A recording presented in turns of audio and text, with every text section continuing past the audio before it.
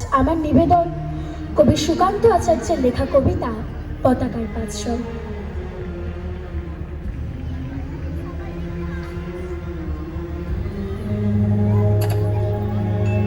বলো তো দেখি পতাকায় মোদের কয়টি রং আছে? শিক্ষক এসে শুধালেন হেসে দ্বিতীয় শ্রেণীর কাছে। একসাথে মিলে সব ছেলে বলে চিৎকার করে চড়ে, তিনটি বর্ণ রয়েছে রাঙানো জাতীয় পতাকা জুড়ে। শ্রেণীর পিছনে বেঞ্চের কোণে শিশু চুলে এক বসে, পতাকার মাঝে 5 রং আছে বলল সে মৃদু হাসে।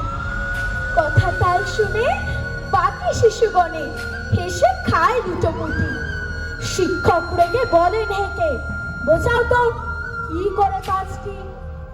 মাথা নিচু করে ভয়ার্থ স্বরে সরল শিশুটি বলে, উপরে গেরুয়া মাঝখানে সাদা, সবুজ আছে তার তলে, আর আছে একটা গোলাকার চাকা, নীল রং আছে। শিক্ষক বলে, এটিতে ধরলে তবু হচ্ছে 4টে।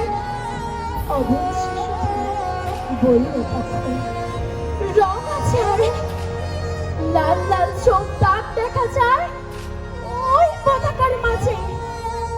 বাবাকে যখন আনলো ওরা কফিনের ঢাকা খুলে, জড়ানো রয়েছে দেহখানা তার পতাকা আর ফুলে। রক্তের দাগে ছিল লাল চোখ ওই পতাকার মাঝে। এই নিয়ে মোট হলো 5টি, এবার তো ঠিক আছে। সরল শিশুটির জবাব খানি কাঁপিয়ে দিল মুখ, অশ্রু এলো নয়ন পড়ে শুকনো হলো মুখ। আজও যারা দেশের জন্য করছে বলিদান, স্বাধীনতার শহীদ সম তাদের অমর প্রাণ। হয়েছে স্বাধীন, পেরিয়ে গেছে 70টি বছর, দেশ বাঁচাতে যাচ্ছে যে প্রাণ, রাখছে কি তার খবর? নমস্কার।